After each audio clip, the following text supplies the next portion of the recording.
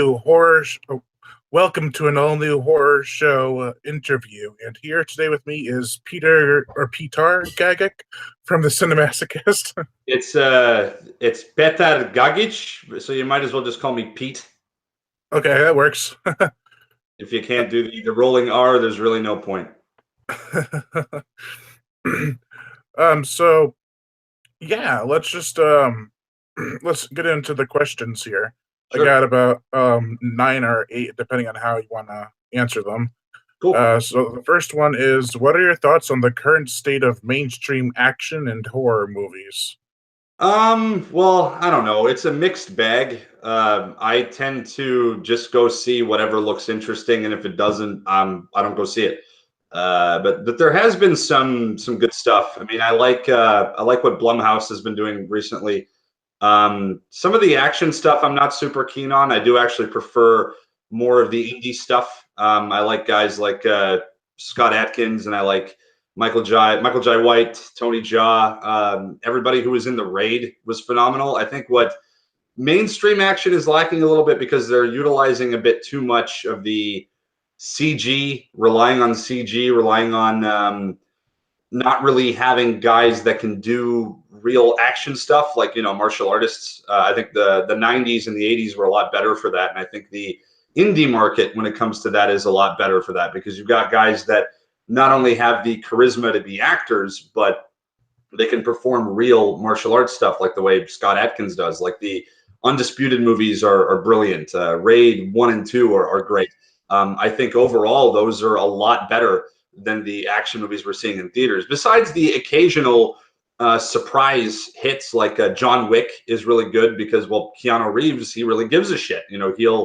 He'll train, he'll learn how to use the guns. He's pretty proficient when it comes to martial arts training and things like that. Atomic Blonde was good, or at least looks good. I haven't seen that one yet, but I hear it's the same choreography team as John Wick, so I'm keen to check that one out as well. It's nice when you have something like that come out in theaters. It's sort of reminiscent of the old school days of action movies when we had the Van Dammes and Stallone when he was in his heyday, or Schwarzenegger or Jackie Chan.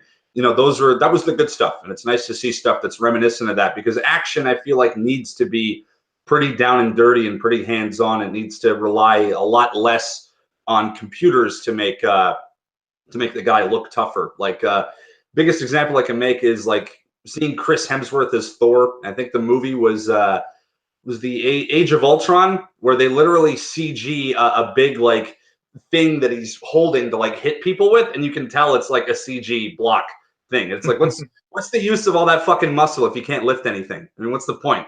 I want to be able to see the guy look like he can actually kick ass and actually kick a little bit of ass on screen too. So I think horror as a mainstream has worked. There's been some good stuff, but the action is definitely still indie is still the way to go when it comes to that stuff. Unless it's the occasional really good, surprisingly good stuff like Logan was really good, John Wick was really good, but overall, I would suggest going more for the indie stuff, to the direct to video DTV kind of stuff. Like even Van Damme is still making some good movies nowadays, and anybody that hasn't seen guys like Scott Adkins yet, definitely check that stuff out. That's the good stuff. Yeah, so less polished and more down and gritty. Well, yeah, and I think more of a focus on choreography, on less, like, the one thing that really bothers me is lots of quick cuts instead of actually using choreography or using a stunt actor. You're trying to make it look like the actor can do it by cutting from one thing to another, and that just it looks fake. I mean, I think that's the worst thing a movie can do, is take you out of it. I mean, it is a movie, it's not real, but it can still take you out of it if it's not done well, or if it's done in such a sense where anybody could be doing it if you're just cutting from one thing to the other, which they kind of did in the Iron Fist show in the first season. It didn't look like that guy could really do anything. Everything was very quick cut, and I think it's important to get somebody who can really do what you want them to do on screen. I think action is a really important part of that.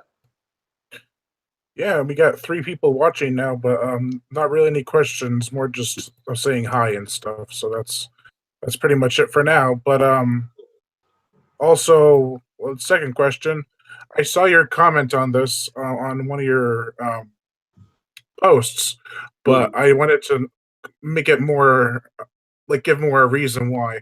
What Sure. are your thoughts on the Death Wish remake? I don't know. I mean, I'm Charles Bronson is very near and dear to my heart, and I have been expecting a Death Wish remake for the longest time. I remember it was rumored that Stallone was going to play Paul Kersey. That I could see because I Mhm. mean, when Charles Bronson did Death Wish, he was very much sort of the more to the end of his career. It was sort of more to the late '70s, early '80s. He was a little older, but he still looked like shredded and jacked. So it kind of reminds me of the way Stallone is now in his '60s, and I think he would have pulled off that character a lot better. Whereas I feel like Bruce Willis has been both boring and seems to be bored in his roles. I don't know what it is. I used to be but he's still some of his older movies are still my favorites. Like I love Last Boy Scout and Die Hard and Hudson Hawk. I think is a really underrated one, but he lacks the charisma that he used to have. I don't know if he's just become embittered or if he'd rather act a different way now. But that sort of New Yorker, New Jersey kind of charm that he used to have is kind of gone. He's kind of just a bland bald guy now, and I think that's a shame. The last time he was really cool, I think, was in Sin City. And plus, the movie itself kind of just looks like garbage. I mean, I know we've only seen a trailer for it, but it feels like they're not utilizing the right kind of climate, I guess, for the film. I mean, or a political climate. I meant to say it was like in the original Death Wish. That had a lot of. It was valid to make that movie because at that time the economy in New York and in America overall was so poor that you had limited police activity. So there really were people taking to the streets or riding on subways with handguns, sort of busting crime themselves. And a movie like Death Wish really made sense at that time. Whereas now, I don't know. It doesn't seem like. I mean, maybe if you want to go for like he's going after maybe crooked cops or something because that's happening a lot lately. But that's kind of a dangerous route to go. I guess maybe you might get into a lot of trouble doing something like that. And plus, there's also like I don't know. It doesn't seem like the right way. They're not going about it the right way. It doesn't feel that way. And I feel like Bruce Willis just isn't right for the role. And I fucking hate Eli Roth. So it's just Yeah, it's not a good one for me. I would rather see someone else do it. yeah. They had actually a Red Band trailer that was kind of like a Grindhouse throwback, and you Yeah. could and you could see Eli Roth's name written all over it. Oh yeah. Of course. It just You can see, it seems like they're going for that whole like I think they're going to utilize probably a lot of Black Lives Matter kind of stuff. They're going to try to make it modern, of course, which is what you want to do. You want to go with what's going on in the current political climate. I just don't think Eli Roth is the right guy to do it. I think his subtlety is a brick to the head. Like I don't think he can do that right. I think that could be done right, but I feel like it kind of already was with Death Sentence with Kevin Bacon. Like I feel yeah, like actually, I just got that one recently. yeah, and that was like a direct adaptation of the book that Death Wish was based on anyway. So there kind of already has been a remake of Death Wish and a really really good one. So good luck to him for trying to top that one, but I don't think he's going to. Yeah, do you think he's going to be able to kill the guys who murdered his wife and raped his daughter this time? I don't know. I think that's sort of what makes the first one so shocking is that he never actually ends up catching rapist Jeff Goldblum or anything like that. It sort of adds a very somber tone to the end of it. It's like he stopped all this crime, but he still didn't really get This is his gap. Yeah, revenge.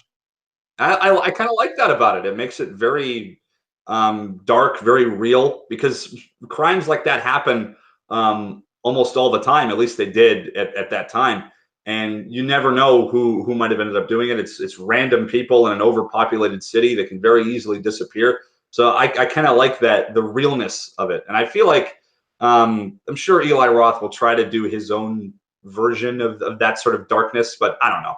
I'm not really looking forward to it. I didn't like the way the trailer looked, and I overall don't really like him as a filmmaker, other than Green Inferno. I kind of like that one because yeah, I'm a sucker for cannibal stuff.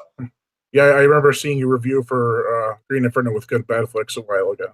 Yeah, that was really fun. That's something Cecil and I have been talking about doing again, but we haven't gotten around to it yet. I mean, we're always on Radiodrome and stuff, so I guess we kind of just forget because we're always recording stuff together anyway. Yeah, actually, that's my next question. Is tell us about Radiodrome. Radiodrome is just three dickheads that like talking about the days of old, basically. Josh is a bitter old fuck. I'm a bitter young-ish fuck. So is Cecil, and we talk about stuff we like. We talk about stuff we don't like. I was offered to join the show a couple of years back, just out of the blue.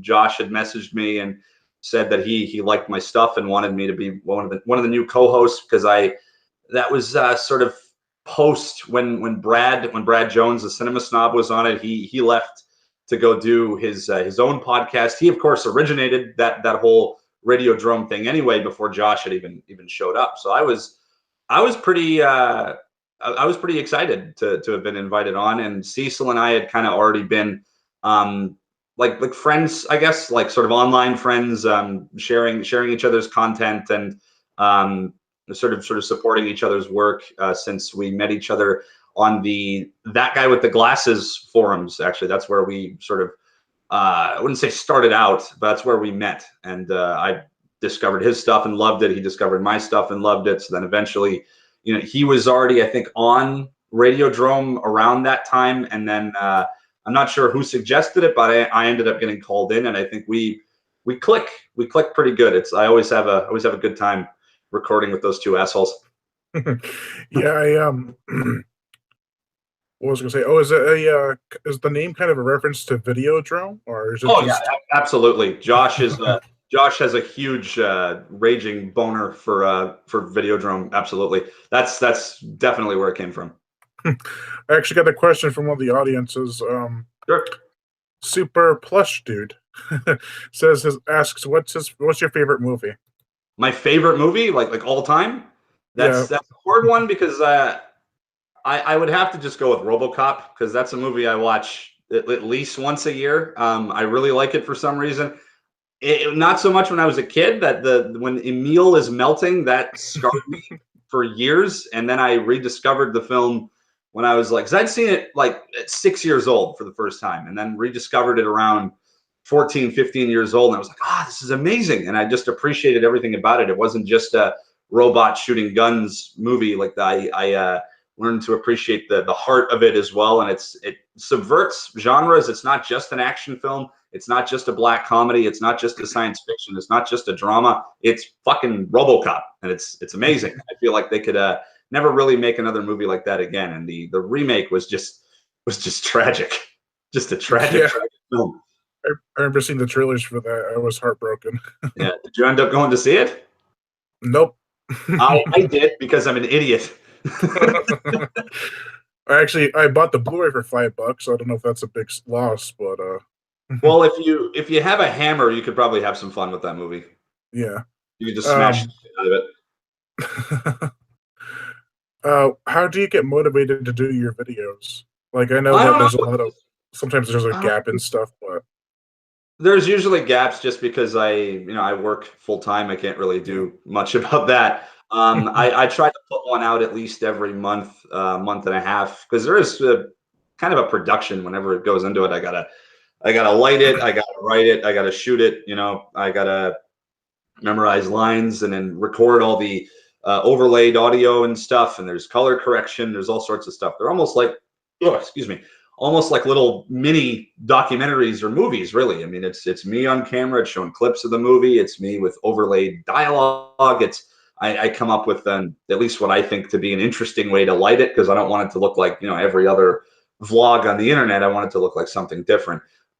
Usually I just get motivated if I've seen a movie that I've really enjoyed, because I tend to just watch as many as I can, or I'll just remember one that I really liked back in the day and I'll review it. And it's just whatever I'm excited about. Like when I watched Brawl in Cell Block 99, as soon as I finished watching it, I was like, fuck, I got to make a review of this movie. This is great. I have so much that I want to talk about. That's usually how a review comes to be. I watched Bloodfather, and I was like, this kind of reminds me of Logan. This could make a good video. Or just anything else really. I mean, I had been planning to do a review of Halloween 3 for the longest time, and I finally did it as a Halloween special that came out during Christmas because it just ended up being really big. A lot of shit got in the way. In the case of that one, it's taken me so long to review it because I feel like so many people have already talked about it, and I feel like I really wanted to do it sort of justice and do it in my own way. And I still don't feel 100% satisfied with it, but I'm glad that I finally did it. And yeah, the motivation is usually just if I'm really excited about something, I'll review it and I'll talk about it. And I've watched a couple movies recently that are definitely on the to review list. I've got a script written as well for actually two, which I should be. I'm hoping to film those tonight. If all goes well, I will be shooting two reviews and editing them, and they're two new videos. And I've got a couple other movies that I have on my list to watch, a few that I have watched that I want to watch again and take some notes on. So it's really just if I'm in the mood, I'll do it. And I really wish I could do it full time. If I could, I'd be working on that shit all the time. But I mean, you know, I'm in a warehouse 5 days a week working from like 3 p.m. to midnight. So I'm usually tired as all shit. So the last thing on my mind is usually it's almost never wanting to put a video together. I mean, I am always thinking about that, but usually it's like I want to come home and have a beer and hang out with my girlfriend. You know, it's like it's then you know when I'm really watching and enjoying a movie, I'll be like, I should make a video out of this. So it's kind of whenever I can do it. But I always feel pretty motivated to do it. Like it's something that is on my mind quite a bit. Like even while I'm at work, I'm thinking about what I could say about a film, new ideas for lighting, new equipment I might be able to pick up to improve anything. You know, whatever could be tightened up. I'm always thinking about. So it's something that's always on my mind that I wish I could be doing a lot more often. Yeah, like the mine went blank for a second. So the way I do it is I release a video every day, but they're not as in production as you, like not really high production. So actually the main reason I started doing action reviews, it was strictly a horror channel before, Yeah. was from your videos. I was watching like, oh, these action movies look awesome. So I just came up with this title called Sprockets and Bloodshed. Nice. And I've gotten about 20 reviews. Still working on the Lethal Weapon movies. Then I want to go to. You gonna do the whole series? I'm on part 4. Ah, nice. But I want to get into Death Wish right after. I want to actually review the original when the remake comes out. Oh, nice. Yeah, that should be cool. Yeah. So people are looking for the remake, and I got like, oh, here's the original. Oh, I didn't know there was original. Here's the much better one. The first Death Wish is really one of those like it's the ultimate vigilante movie. Yeah. I can see you got some masks there in the background as well. You moved your head a bit, and I could see. Oh yeah. I got Leatherface, Jason, and Michael. And what's that? What's that? Victor Crowley? Yep. Hatchet. Yeah, nice. I got it signed by Victor. I mean, not Victor. Adam Green. Sweet. Yeah, and the hair keeps on falling out since day one. Yeah, it's not a very quality mask, and I paid too much for it, but it's still Victor Crowley. Sometimes it's just the novelty of owning it. Yeah, you gotta be careful when you pick it up because then the hair will like pull right through your hands. Like, oh no. Like I paid $80 for this. Still, I got it. What are your preferences on creature features, namely from the 80s or from sci-fi, the channel sci-fi? Oh man, I think I love those just in general. Like I'll even watch a crappy one for the novelty of it because I just love the whole man in suit kind of monster movies. Like there's a really good schlocky one from the late '60s called Zat. That one is really how not to make a creature film because like the guy in the suit either doesn't care or is drunk off his ass or dying of heat exhaustion because he's constantly tripping over himself, and they're using the shot anyway, I'm sure, you know, because film is expensive and they likely couldn't do a second take. But then there's ones that really are an example of how to do it right. Like obviously Predator is one of my all-time favorites. I mean, that's one I've been watching since I was a kid. But there's also some more like kind of lesser known ones that that sort of surprise you with their lower budgeted stuff. I mean, the Guyver movies are great. You know, the first Guyver and Guyver 2 Dark Hero have some just amazing practical monster suit and practical effects work from Screaming Mad George and from Steve Lang. Those are great. I love Hell Comes to Frogtown. That's a really fun one. I love the frog suits in that one are just fantastic. But I love a good movie like that. I think a good creature feature can be I mean, pretty hard to come by because the monster's got to look cool and it's got to be either scary or schlocky enough to have fun with. But it's just such a fun genre overall. It's one I've always really loved. I love like Prophecy, the monster movie, the Kevin Peter Hall's first movie where he's the mutant bear. That one's great. Yep. And plus, also, what was the other one? When he's the other alien that hunts hunters without warning. Oh, Without Warning. Yeah. That one's really good too. That one's got a great creature design as well. Humanoids from the Deep is fantastic. I mean, I could fucking talk about love that movie. That These movie. are awesome. I love a good creature feature for sure. I don't know if I really have a preference. I think it needs to be, and I know it's kind of a broad thing to say, but it just needs to be enjoyable. I mean, if it's enjoyable, it's great. And it can even be super low budget and schlocky and still be great, like the way, Zat is awesome. But also, man, when it's good, it's good. Then you got a movie like Predator, then you got stuff like that. And it's a fun genre. It's just fun watching a guy in a spooky or zombie suit or monster suit throwing people around and stumbling around or just doing an amazing job of it. Like one guy I really like who's doing it more recently is Derek Mears. I try to see whatever he does because he was really good in Predators when he was the classic Predator, and even though I didn't really like the Friday the 13th remake very much, I thought he was a great Jason. So anything he does, I like to check out, even if it's just like TV work, because he's one of those guys that gets it. Like he loves being in the monster suit, and he's fantastic at it. He's got good got the right body language, he's got the right size, and he doesn't treat it as just, oh, I'm just a guy in a mask and it doesn't really matter. It absolutely matters. Acting through a mask can be harder than actually using your face because nobody can see your face or your eyes or anything. It's all body language, which is why I appreciate guys like that, guys like Kane Hodder, Derek Mears, Kevin Peter Hall, people like that who really cared. They didn't see it as just a quick buck to be in a movie and just be in a suit. Like they still moved like it mattered, like they were acting, because it does. It makes all the difference when the guy in a suit gives a shit. Yeah, I have you ever seen Hansel and Gretel Witch Hunters? Oh yeah, he was in that one too, right? The troll, troll Yeah, Edward. yeah, I watched that one just for him. It was like, yeah. What do you think about the Sci-Fi Channel? I don't really watch it Yeah. much. I mean, when I was a kid, I used to watch. We had Space here in Canada, so I would watch a lot of that. And there'd be some made for space movies. There'd be a lot of random TV movies and stuff. That's how I saw Abraxas for the first time.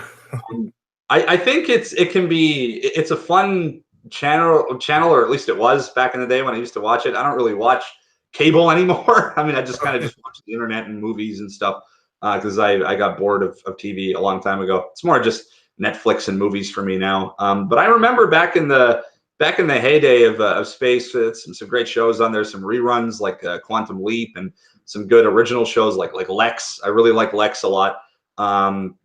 Obviously, Red Dwarf was rerunning a lot, just stuff like that, and then random like made for TV sci-fi movies like Abraxas were always fun to catch, and then of course the Asylum started coming into play, and I have a love-hate relationship with that company because the movies are terrible, but they're also hilarious. So they deserve some level of credit, but that's about it. Yeah, I won't even ask you about Sharknado. What do you think about Jaws? I've noticed that in some of your videos you kind of bounce around Jaws. I don't know if you Jaws is like. great. I think Jaws Oh, is okay. a really amazing movie. It's one of my favorites when it comes to like sort of I guess you'd call it not necessarily a monster movie, but more like A thriller. well, not thriller, but like when animals attack, like a when animals attack Yeah. kind of movie. I think that can be very scary because it's real. You know, you have a real shark. This can happen. You could go to a beach somewhere that's very tropical and get your fucking leg bit off or worse. And I think the way Jaws does it too is really great because they, I mean, it was circumstantial that they didn't show the shark much because, you know, Steven Spielberg thought it just looked too fake. But it ended up working so well in the movie's favor because it added this sense of dread and, you know, looming doom, because you never knew when the shark was going to strike next. You couldn't really see it, but it was always there. And I think it built it up perfectly finally to the, you know, the ending confrontation when it's attacking the boat and it's fucking eating people and everything. I think Jaws is really good, and I think the series as a whole is pretty watchable. I mean, Jaws 1 and 2 are phenomenal films. I love them both. I think I might like Jaws 2 a little more. Jaws Sacrilege, just kidding. Jaws 3 is just a fantastic mess. Yep. When SeaWorld, there's that horrible shot of like the shark looks like it's just a flat cardboard thing slowly, and they're like panicking. If you watch the scene closely, the submarine bleeds through into the green screen. Yeah, it does. It's so bad, but I mean, I still love that one anyway. Just because it's fun. Jaws: The Revenge is maybe the stupidest movie in existence.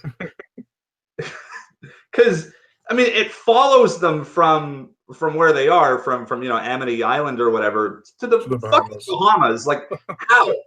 Like, actually, I read the books, and they explained that. Are you still there? You kind of froze. Ah, shit.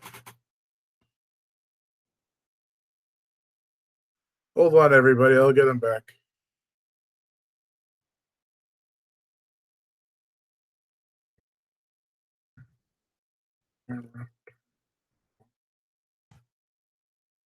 I'll get him back somehow. We'll get the show to keep on going. Yeah, let's talk in the comment section for now until he's able to come back.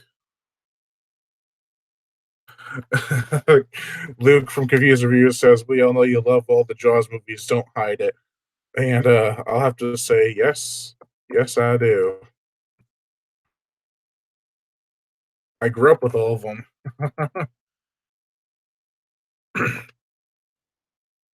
Let's see. I wonder what happened to some Cecil. I'm not Cecil, Peter. Pete. Getting names confused lately. I don't know why. I call him Cecil. That's hilarious. The bearded slasher. Not much. Just been working on school and then working at work and then working on tons of videos and stuff. So just been hectic. So yeah, we definitely need to talk some more.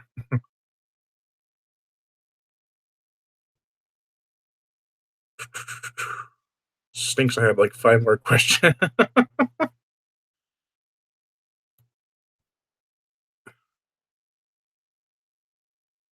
Yeah, Kane Hodder. I'm confused reviews. Yeah, Kane Hodder is one of my favorites next to Ted White for Jason and Derek Mears. They're all awesome Jasons. Bearded slasher. I actually want to send me a link to your a picture of your costume when you get the chance. That's really cool. I remember when I was a kid, I went as a werewolf and I had this really cool werewolf mask, and now I can't find it anymore.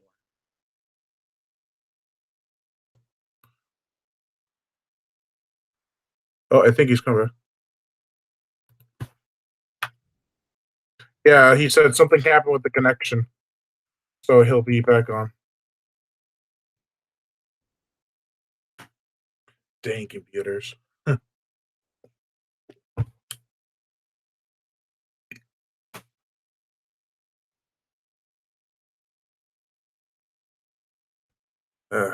Let's see what. I mean, else anything?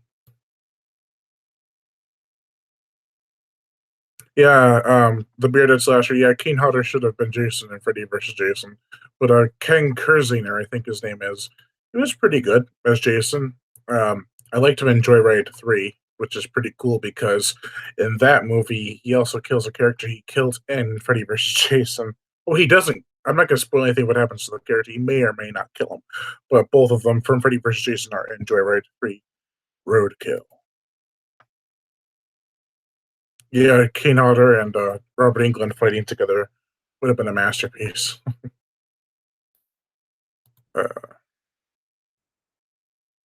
Question was like, oh wait, no, I have 3 more questions. Okay.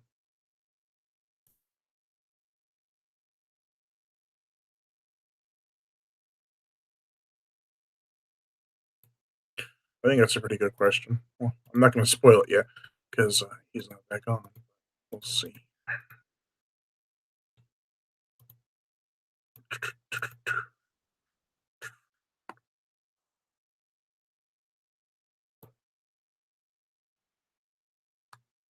Yeah, so I came home today with There we go. 100. Oh, cool. Not sure what happened. I got randomly signed out. Yeah, that I was cursing computers while you were gone. I was just saying I was cursing computers while you were gone. I was like, nah, damn computers. Yeah, I was too. Not really sure what happened there, but yeah, let's continue. Hopefully, you didn't lose the recording or anything. Oh no, it still records until both people are off, so that works. Oh, okay, that's good. Yeah, or until the person hosting it's off, I should say. Oh, okay, that's good. Let's continue then. All right. If you could remake one well received, well, let me rephrase that. If you could remake one well received movie, what would it be? If I could remake a movie? Yeah, Oh, if it was well received. Like, say, like you want to remake Jaws or The Godfather, something really well received. man, I don't know. Because I kind of don't like the idea of remakes to begin with. I mean, I think if it's done Yeah. well, I mean, you have something like John Carpenter's Thing or David Cronenberg's Fly. They're massively good examples of what you can do right with it. The Blob. The Blob's a really good one. I don't know. A well-received one. I feel like if it's broke, don't fix it. I feel like Yeah. if it's Yeah. already fine, why do it? And I feel like I don't have the visionary mind of somebody like Carpenter. Like I don't know what I'd be able to do really different. Like okay, let's do The Godfather, but everyone's gay. It's like Peter, that's Yeah, I can rephrase the question. Let's say if you could remake a video you did, which one would you remake? Oh, and I've been thinking about just because I have more trivia on some of the movies I've reviewed, and also I just feel like they deserve better recognition. Like I've been planning to do not so much a remake, but I guess kind of a revisit of my Hands of Steel video because recently it's been re-released on Blu-ray. Oh yeah, I got it. It looks really great. I mean, it's like watching a whole other movie. So I've been wanting to revisit that one. And I love Hands of Steel. That's Hands of Steel, aka Atomic Cyborg, is maybe Sergio. It's one of my favorites, Sergio Martino movies. I just love that one. It's probably my favorite exploitation movie of all time, just because I love George Eastman's character in it. I love Daniel Green as Paco Cuerac, and his delivery is so weird in that movie because he's just kind of I don't know what it is. Like he has like no charisma in it, but it kind of works. Where he's just delivering everything very flatly, like I'm looking for a place to stay, and it's just funny. It always makes me crack up every time, and just you offset that with George Eastman. Oh my god. Oh jeez. Oh, cut out again. Oh, good. At least it wasn't that long wait this time. Oh yeah, curse this goddamn Google Hangouts bullshit. We should use Skype. But yeah, I think maybe if I were to like, it's not a well-received movie, but maybe I would remake Hands of Steel just because that looks like a fun movie to do. I would do my own version of Hands of Steel. I doubt it would be nearly as good, but that's if I were ever given a movie project, like if I were given reign to remake something or make a movie, I'd want to make Hands of Steel just because it's one of my favorite movies ever, and I would try to recapture some of the schlocky goodness of it. Yeah, I swear I know more Italian director names since I started watching your channel than I do know American director names. Well, there's a lot of them. There is. They make so many movies too. Yeah, they all have their own style of just being fucked up and making weird stuff. And yeah, You end up learning, about Joe D'Amato and Claudio Fragasso and Bruno Mattei and all his little pseudonyms. And it's great because every pseudonym would be a different movie. You'd have Vincent Dawn making the action stuff. You'd have Bruno Mattei making the sort of the more horror stuff. And there's also Jordan B. Matthews was another one of his names where he'd make other random stuff. There's such a weird lineage when it comes to the Italian directors. I love it because you can never get bored. There's always going to be something to watch because they would make like so many movies a year, like almost to the degree of like the porn industry. I think the people that make the most movies are schlocky Italian exploitation directors and porn filmmakers because they're so cheap to put together. So you might as well make like 100 a year from like one director. Yeah, I like to call them the unoriginal original filmmakers. Yeah, that's actually that's pretty much right. That hits the nail right on the head because they go into a movie to sort of rip something off, but then they end up doing it in such a memorable way, like taking the plot devices of 3 movies and making it into one. Like Rats Night of Terror Or Zombie 3. Or Zombie 3, yeah. And I love Rats because you got the plot of Night of the Living Dead, but it's got rats in like a Mad Max post-apocalyptic setting. It's great. Like that's, even though it's a ripoff of something, it's totally imaginative at the same time. Like not anybody could just come together and put that together in such a beautiful way, like the way Bruno Mattei could. Like I think as much as he cut himself down, like I think he said he wanted to remake all of his movies. He thinks they all suck. I think he's great. I think he's one of the best and most accessible when it comes to the exploitation stuff because his movies are just so fun. Yeah, and plus Rat's awesome ending. Oh yeah, that's a great one. That's one that I would suggest to anybody. It's like, oh, you haven't seen an Italian exploitation movie? Fuck Zombie. Go watch Rats. That's a good way to get into it. Though Zombie's great too. I do love Fulci. Yeah, Zombie. I think Zombie was my first Italian movie that I saw. It was probably like 10 or 11. Yeah, it's a pretty it's weirdly easy to find. Like I remember finding it at like Blockbuster Video randomly in like the horror section. It's like, oh, that looks ugly and creepy. I'll check that out. That looks cool. Yeah, I found my copy at a Christmas tree shop. I don't know if you have that where you are, but it's a family store. It's like, here, pick up Zombie. Well, somebody fucked up. Well, there were several. There was City of the Living Dead. There was The Beyond and Zombie there. I picked up Zombie, but I was like, what?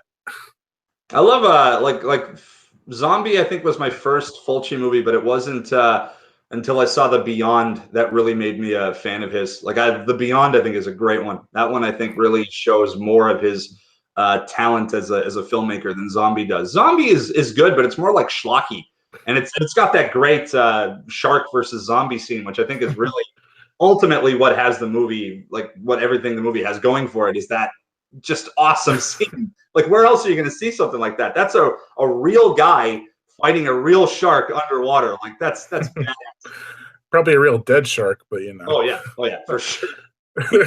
It's something the Asylum should probably do someday, like zombie versus shark. But nope, they stick with the multi-headed sharks and Sharknado. It'd probably be schlocky CG if they did it. They wouldn't have I don't think they'd have the cojones to go with a real shark. No, they make a CG shark with a CG person. Yes. That's not as good, guys. I'm sorry. Fulci did that with half your budget, with a real shark and a real person. Yeah, everyone knows me to be the big Sci-Fi Channel lover, but I can't deny that I love 80s and 90s and 70s and 60s creature features. Yeah, there's something about them. But I have one more question. Sure. Favorite genre of metal, 80s and or 90s metal band? Oh, favorite genre. I think I've always been a thrash guy. I've always been really into thrash. I love like Exodus and Slayer and Testament. I was just gonna say Testament. Those are great. I guess you could say 80s. I think 80s is my favorite time of metal. I really like thrash. Like the early Metallica stuff is awesome when they were more speed metal, thrashy kind of stuff. Slayer. Slayer as a whole, I think there isn't a single Slayer album I don't like. I love, as I said, Testament, Exodus is brilliant. That's just the kind of stuff I've always been into. Anvil's good. Hell yeah. That's just I just like that kind of stuff. I don't know what it is about it, but just the the crunchiness of the riffing and kind of just the attitude of the vocals. Like they're not even really singing; they're more just like pissed off about stuff. That's kind of what it sounds like. So they just block off their nostrils and start singing. Yeah, that's what it sounds like, kind of. My favorites when it comes to, because I know I should maybe talk about some underrated stuff, since I'm the underrated movie guy. I'm also kind of the underrated music guy as well. One of my favorites when it comes to thrash, for lesser known ones, if anyone that's listening to this is into thrash music and you want to check out some other more lesser known stuff from the 80s, Rigor Mortis is a really good band. That's one that I randomly discovered in high school, and I saw it just because of the album cover looks so cool. It's just it's a skull with its eyes like hammered out with like long hair, and it's got two axes coming across, and it's like, that's badass. And then I listened to them, and it's just great. Really, really down and dirty thrash metal, very fast. I believe I found out later on that I think the guitarist from Rigor Mortis is Al Jorgensen's favorite guitarist from Ministry, which is kind of interesting. So obviously, he was into sort of obscure stuff as well. But Rigor Mortis is a great one if you're into like, early Slayer, especially early Slayer, like, the first couple albums, Haunting the Chapel, that kind of shit. It's very reminiscent of that kind of stuff, reminiscent of like earlier Sepultura was amazing too. That's one of my favorites. I listened to that one a lot in high school and still listen to it to this day. But yeah, I'm a thrash guy, and besides that, I also really like punk because it's pretty thrashy too. The punk rock is very much thrashy as well. It's just guys getting together and angrily hammering out a song. I think I like it. I like the raw emotion of it. Yeah, if you ever ask anyone who knows me, like really knows me, I started out when I was a kid with bubblegum pop crap. Oh God. And then when I turned, I think it was 10, no, 12 or 13. I heard, no, sorry, when I was 10, I heard a new metal song. Yeah. Let the Bodies Hit the Floor. And so then when I was 13, I got into thrash metal. And I was still looking for something heavier. So when I turned 15, it was death metal. It's been with me ever since. So you got your death metal, you got your Norwegian black metal. Yeah. Cannibal Corpse is kind of a gateway into all that stuff. That's how I listened to Cannibal Corpse. Then I got into like Mortician and Gorgoroth, and I listened to a bit of Mayhem, but that one's they're a little too crunchy. Mainstream. Oh yeah. And they kind of become sort of mainstream, but I don't know. I don't like their sound too much. I sort of almost call them the dubstep of black metal. They're just kind of all over the place. Beyond that, though, I also really like, because you're mentioning pop. I also really love synthwave and synth pop and stuff like that. Oh yeah. Even since I discovered a lot of that stuff just through movies, like seeing Blade Runner and really liking the Vangelis soundtrack. Anytime Tangerine Dream does something, usually for like a Michael Mann film, those were fucking great. And I ended up, it's funny how it happens because, the synth artist Perturbator ended up, or Perturbator, however the hell you pronounce that shit. I saw him in concert and I still can't pronounce his name properly. But he ends up being a fan of my show and randomly does a theme song for me, which I'm still dumbfounded by that. That's some. Oh, okay, yeah. That an amazing artist like that guy is watching my show and he messages me out of the blue. It's like, I've noticed you used a couple of my songs in your video, and like I thought he was gonna be like, royalties, motherfucker, but no, it was like, would you like me to make you a theme? And I was like, yeah, obviously. Oh fuck yeah. And I still to this day have people asking me like, what Perturbator song is that? And I'm always overjoyed whenever I get to write, that's Perturbator Cine-Masochist theme. Yeah, no, when I was talking about pop, I was talking about like Fall Out Boy and Kelly Clarkson bull. Yeah. But no, I love the 80s and synth and stuff. But I also really enjoy Immolation, Cannibal Corpse, Deicide, Morbid Angel, a whole bunch of bands. And Death, you can't forget about Death. It's good to have a variety. Yeah. Variety of music to listen to. Otherwise, you get bored. I mean, I'm into a lot of different stuff as well. I love pop. Johnny Cash, Elvis. Oh yeah. Stuff like that. I like punk rock, heavy metal, classic rock. Synthwave, synth pop, stuff like that. Some techno here and there. The only one I don't really like is emo. I guess that's the only one. Emo and country are really the only ones I don't listen to too much. Yeah, I can't stand Still, country. even still, Johnny Cash is still kind of technically country, Yeah, so I still yeah. sort of listen to country, I guess. I yeah, the only one I can't stand is country and rap. I can't stand rap. It's Well, like the country anti. when it comes to like the really like recent country, I can't stand. It's the Right. ones where it's very much like my pickup truck and blah, blah, blah, blah, just talking about their stuff. They're singing about their stuff. I heard one of my workmates was listening on his like little portable speaker. He had a song called a country song called "Getting Drunk on a Plane," and it's literally the guy singing about getting drunk on an airplane.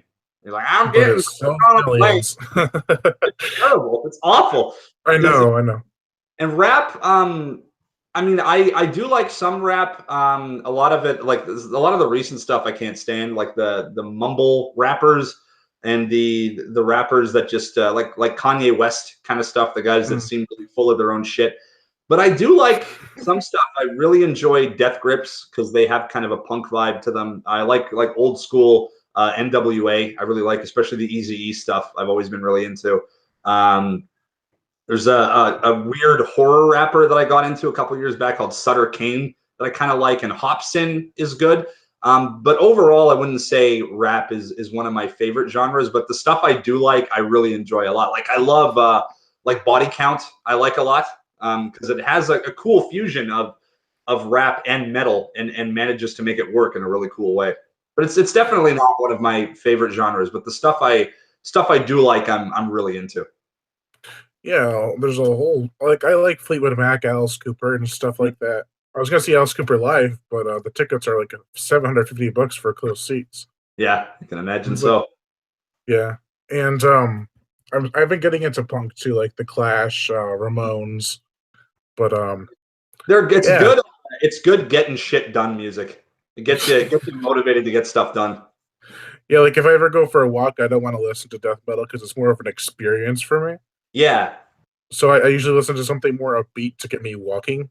a little more mellow. Yeah, Yeah, that's good. Kind of walking around. Metal is really more when you're at home and you're kind of letting loose, or you're yep. working on something. Like for me, metal's great for working out, for being at work, for getting like motivated to go out and do stuff. Like I think it's perfect music for that. It just gets the adrenaline rushing. It's awesome. Yeah. And then when you step out the door, it's like, oh, God, turn on Alice Cooper.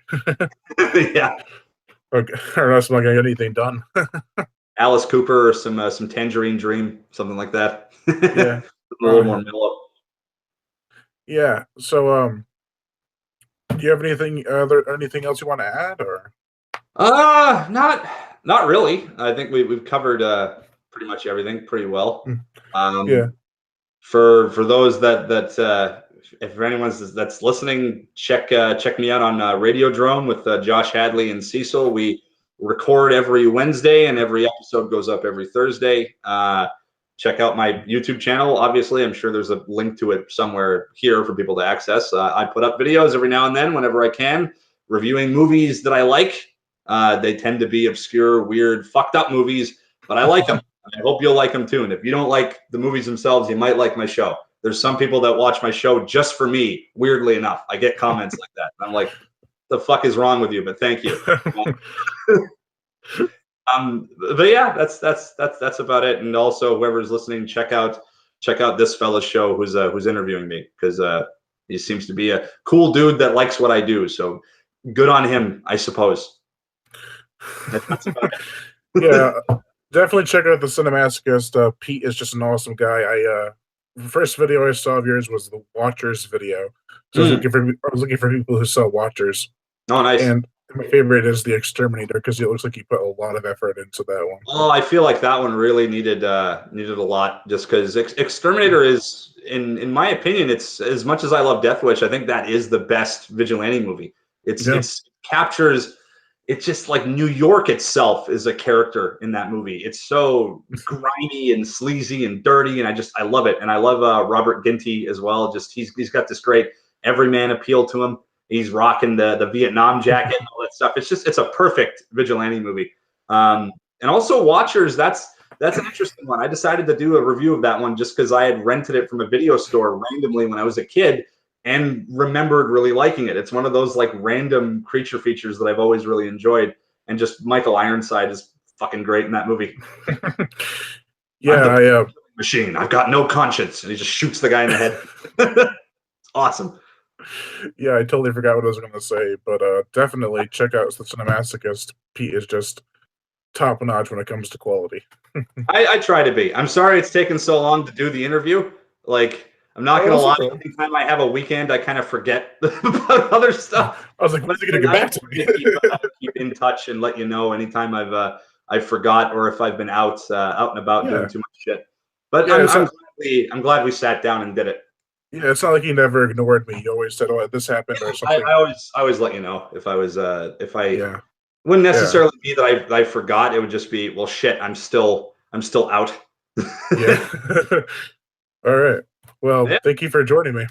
And no as always, Lion Brian Gatto, host of Horror Show Entertainment. Make sure to like my Facebook page in the description below, and also check out Cecil's. I keep on calling you Cecil. I have a friend named Cecil. Make sure to check out Pete from the Cine-Masochist. I have his link to his YouTube page in the description below, and leave comments. Even if you haven't been in the live stream, you can still do that after the video has been put up. Yeah. And subscribe.